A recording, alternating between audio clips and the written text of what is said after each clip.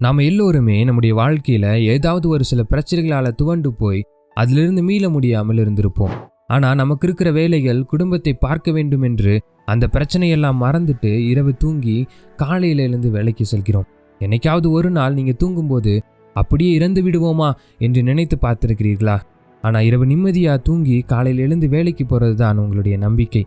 சில நேரத்தில் நிம்மதியான தூக்கத்தையும் இழந்து குடும்பத்திற்காக அவசரமாக வேலைக்கு செல்வோம். இப்படி இருந்த கொஞ்ச நம்பிக்கையும் இழந்து மன அழுத்தத்தினால சோர்ந்து போயிருக்கீங்கன்னா இந்த குட்டி கதையை கேளுங்க. Welcome to fearless motivation Tamil.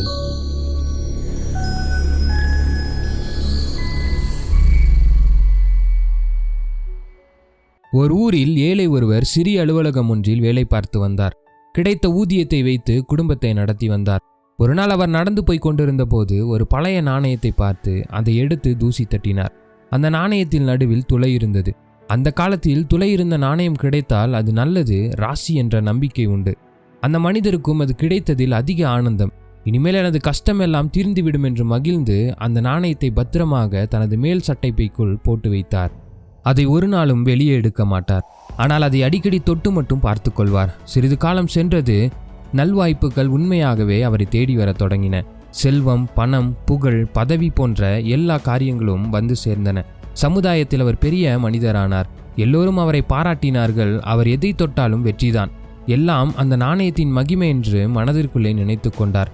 ஒவ்வொரு நாளும் அந்த மேல் சட்டையை போட்டுக்கொண்டுதான் வெளியில் கிளம்புவார். வெளியே புறப்படுவதற்கு முன் சட்டை பையில் அந்த நாணயம் இருக்கிறதா என்று தொட்டு பார்த்து கொள்வார். இப்படி பல ஆண்டுகள் உருண்டோடின. ஒரு நாள் அந்த துளையுள்ள நாணயத்தை கண்ணால் பார்க்க வேண்டும் என்ற ஆசை வந்தது. அன்று காலையில் சாப்பிட்டு கொண்டிருந்த போது தன் மனைவியிடம் தனது ஆசையை சொன்னார். ஆனால் மனைவியோ இப்ப எதுக்கு அதை பார்க்கணும், வேண்டாமே என்று இழுத்தார். இல்லை, இன்று பார்த்தே தீர்வேன் என அதை சட்டை பையிலிருந்து வெளியே எடுத்து பார்த்தார். அந்த நாணயத்தில் துளையே இல்லை. அப்போது அவரது மனைவி அவரிடம், உங்க சட்டை தூசியா இருக்கேன்னு நான் அதை உதறினேன். அப்போ அந்த நாணயம் ஜன்னல் வழியே தெருவில் விழுந்து விட்டது. நானும் எவ்வளவோ நேரம் தேடினேன், கிடைக்கவில்லை. யாரோ அதற்குள் எடுத்து விட்டார்கள் போல.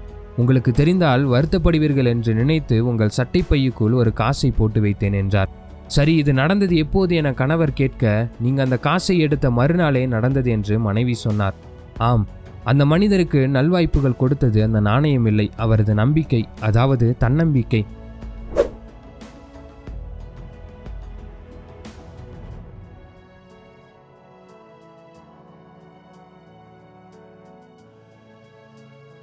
நாம் இந்த கதையில் கேட்டது போல அந்த மனிதனுடைய வாழ்வில் முன்னேற்றத்தை தந்தது அந்த நாணயம் இல்லை, அவருடைய நம்பிக்கை.